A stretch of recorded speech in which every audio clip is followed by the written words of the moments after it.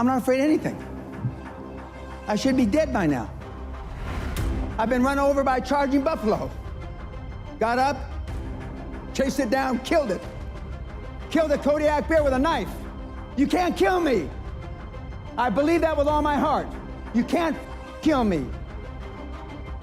And of course, the people that I've talked about, Andrew Carnegie, Henry Ford, Rockefeller, Steve Jobs, they're all tough. Snowflakes melt under pressure. In 1986, the average man's handshake pressure was 118 pounds. 2016, 96 pounds. Testosterone levels in sperm counts tested 50 years ago, and today they're producing 60 to 70% the amount of testosterone levels in sperm counts as they did. We're dying out. They're deathly afraid of everything. Everybody's scared to death of what might happen, and so they want to come across as your friend. It's like my snowflake test. You know, the first question, paraphrasing it, what would you do if somebody spit in your wife's face? And the answers range from, well, I try to ascertain what kind of day he was having. And if he had a bad day, I try to be understanding. I'd be in prison for murder. I would beat the guy to death. Is that what we need today? No, I'm not saying that's me, though. Okay. But I am advocating that the guys act like they had a pair. There's never an easy time to make a hard decision. Never. But what you have to be able to do is pull the trigger, take action. And reading books and listening to podcasts is not taking action. It's just another form of procrastination. The main differentiation between the high-performance people is they believe in the extraordinary. Remember yesterday I said you're never going to exceed your highest and wildest expectation. For those of you that want to be a millionaire, you're never going to make 10 million. For those of you that want to be 10 million, you're never going to make 100 million. For those of you that want to make 100 million, you're never going to be a billionaire. Because psychologically, see, your subconscious doesn't know you're full of Your subconscious starts to slow down. When you get, let's use the 100 million number, at 75, 79, 82, 89, 91, and then you're asleep at 96 million. And you may stumble over the goal at 100 million by accident. I have 3 regrets in life. 1, I'm a combat-trained Army officer who never saw combat. 2, the night before my mother died, I told her, God damn it, you're not gonna die, quit f***ing around. She's dead in the morning. And the 3rd, I didn't set my goals high enough. Jack Welch said it much better than I. There's no such thing as work-life balance. There are work-life choices, and you make them, and they have consequences. There are consequences that I didn't go to our daughter's sweet 16 birthday party. There are consequences. But are they greater than the consequences of you being dirt broke when you die? You ask yourself that. Would you rather make a choice between your daughter's 16th birthday or you being flat broke, huddled up in a corner, homeless, whenever your time comes? You tell me. But conventional wisdom, political correctness, has it all backwards. You're a bad person because you missed her birthday, right? You're a bad person because you celebrated Christmas in January, right? Horse. And the pundits that give you this horse are poor themselves. Next, you've got to get by your friends. Show me your friends and I'll show you your future, right? You're hanging out the pub, belching and farting. Those people that you're going to the sports bars, those are your friends. Then there's just general pessimists. Then there's your own guilt. Do I deserve to be wealthy beyond measure? Then there's fear, false expectations appearing real. And then there's this plain society that wants to hold you down.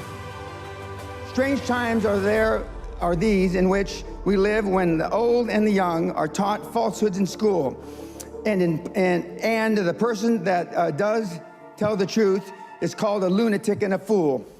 But John Lennon said it a little differently. Being honest may not get you many friends, but it will always get you the right ones. And what I want you to do from this point forward, no matter if you hated what I said or the way I said it, is choose carefully the people that you associate with. Warren, back when he used to send out tweets, Buffett that is, you will continue to suffer if you have an emotional reaction to everything that is said to you. True power is sitting back and observing things with logic, and power is restraint. True power is restraint. If words control you, that means everyone else can control you. Breathe, let things pass. In my day, they used to say, sticks and stones can break your bones, but words can never hurt you. Now it's just the opposite. There are major universities in this country, on this planet, that have safe rooms, that have safe buildings, that if life becomes too stressful, you go to that building. If your adult child needs a safe space to avoid offensive words, you failed as a parent. Most of us care what other people say, and most people care what other people think. And if you can just reduce that emotional baggage just a little, you have no idea how much freer you're going to be and how much more you're going to accomplish in your life. Most people just have poor habits. And, I've had these same habits for about 50 years now. When I do feel wimpish, I just say, what's wrong with you? Come on. And I just go out and do it. And I know that if I hadn't built up these habits 20, 30 years ago, at age 70, I certainly wouldn't be doing this. I mean, good habits are hard to come by. But what's even harder to come by are people that have good habits that you can be around. Machiavelli said, a ruler is judged by who he surrounds himself with. If I were to decide what kind of person you were by the people that you are closest to, what would I think of you? How would I judge you?